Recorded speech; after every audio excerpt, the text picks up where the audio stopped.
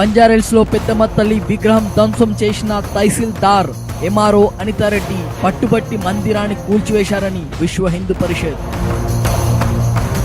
ఇదే అదనంగా వర్షంలో కూడా గొడుగు పట్టుకొని దగ్గరుండి నిలబడి 100 ఏండ్ల నాటి అయిన ప్రాచీనమైన పెద్దమ్మ తల్లి మందిరాన్ని కూల్చివేశారని ఆవేదన వ్యక్తం చేస్తున్నారు స్థానికులు. పోలీస్ అధికారులు, రెవెన్యూ అధికారులు కలిసి చేసిన దుశ్చర్య ఇదని మండిపడుతున్నారు హిందూ సంఘాలు. మన ముత్తాతల నుంచి పెట్టిన దేవుడమ్మా, ఇవాళ కొత్తగా రాలేదమ్మా. ఈ బిల్డింగ్ల మన్ను పోయా, ఈ బిల్డింగ్ ఎక్కడి అమ్మా? అప్పుడు అన్ని గుండ్రాలు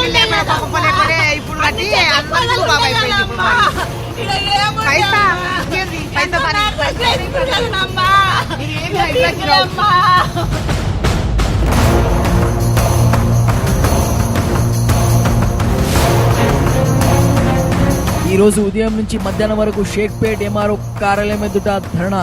స్పందించని ఎంఆర్ఓ మరియు పోలీస్ సిబ్బంది నిరసన వ్యక్తం చేస్తున్న బజరంగ దళ్ కార్యకర్తలను అక్రమంగా అరెస్టు చేసి బొల్లారం పోలీస్ స్టేషన్ కి తరలింపు.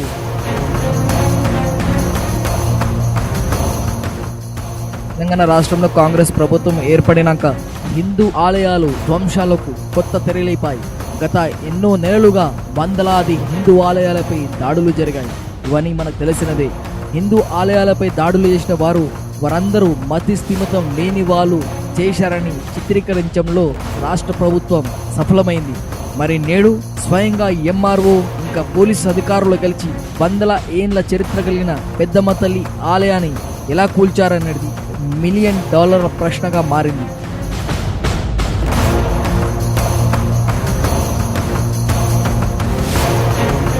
కాంగ్రెస్ ప్రభుత్వం ఒక వర్గాన్ని మెప్పు పొందడానికి ఇలా హిందువులపై దాడులకు తెగబడుతున్నారని వాపోయారు హిందూ సంఘాలు. మరికొద్ది రోజుల్లో బంజారాహిల్స్ నియోజకవర్గంలో బై ఎలక్షన్స్ ఉన్నాయి. ఈ బై ఎలక్షన్ దృష్టిలో ఉంచుకొని అక్కడ ఒక వర్గం వారిని మెప్పు పొందడానికి హిందూ ఆలయాల లక్ష్యంగా సర్కార్ హిందూ ఆలయాలను ధ్వంసం చేస్తుందని ధ్వజమెత్తారు బజరంగ్ దళ్ కార్యకర్తలు. తక్షణమే అక్కడ ఆలయాన్ని పునర్నిర్మించాలని విశ్వ హిందూ పరిషత్ పిలుపునిచ్చింది. Video desk Hindu today.